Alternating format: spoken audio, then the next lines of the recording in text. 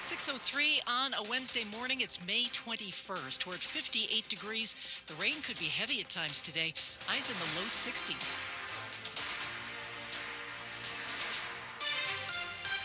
Definitely on the cool side. Good morning. I'm Michelle Basch. I'm John Aaron. A betrayal. That's what a former police officer injured during the Capitol riot is saying about the news that the Trump administration has agreed to pay nearly $5 million to the family of Ashley Babbitt. She was the Trump supporter who was shot and killed by police during the Capitol riot as she tried to climb through a broken window. WTOP's Nick Iannelli is following new reaction to that this morning. The wrongful death lawsuit filed by Ashley Babbitt's family claims that the officer who shot her failed to de-escalate the situation and didn't give her warnings or commands before opening fire. They want to be seen as victims, and they are not. Former U.S. Capitol Police Sergeant Aquilino Ganell is furious to hear about the settlement. He was injured during the riot, and his injuries forced him to retire. He says the settlement is like a slap in the face from the Trump administration and the president himself. He pardoned the people who assaulted police officers, including myself, and now this settlement is going ahead. So whenever he'd say that slogan, I support the police, I back the blue, I don't believe any of that that he says. Nick Iannelli, WTOP News. Good news for drivers this morning. The George Washington Parkway is fully open this morning after a cleanup from last Friday's storm. More than 2 miles of the parkway had been closed after trees were toppled onto the parkway. The National Park Service finally finished the cleanup yesterday. Now today, the WTOP traffic team tells us the George Washington Parkway once again is open as normal. More than $42,000 has been raised for an Arlington firefighter whose family lost everything in a Montgomery County fire Friday night.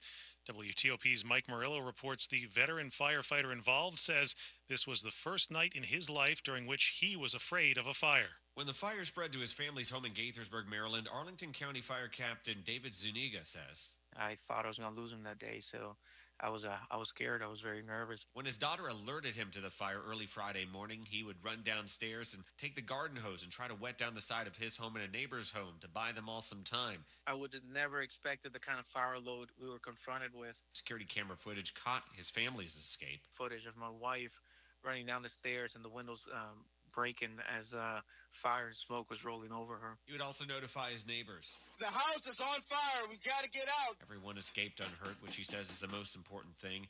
And as they search for a new home, he's thankful for the money raised for him and his family. That's a lot less stress that I don't have to worry about. Mike Murillo, WTOP News. Great news when it comes to Chesapeake Bay oysters. WTOP's Valerie Bonk has more on what's helped them thrive over the last few years. If you don't know what a spat set of oysters is, you're about to learn something. That's a group of oysters undergoing a process where they attach to a hard surface so they can continue to grow into mature oysters.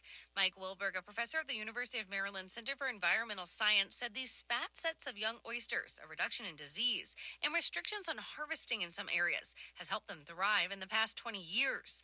The oyster population has grown from 2.4 billion oysters in 2004 to 7.6 billion adult oysters plus 5 billion spat or young oysters in 2024. About 10 years ago, massive restoration sanctuaries of areas where harvesting oysters was banned were put in place. This helped young oysters survive. This is the second large-scale assessment of the number of oysters in the Chesapeake Bay. The surveys are required every 6 years by the 2016 Sustainable Oyster Population and Fishery Act. Valerie Bonk, WTOP News. New this morning, a man is dead after a shooting in southeast D.C.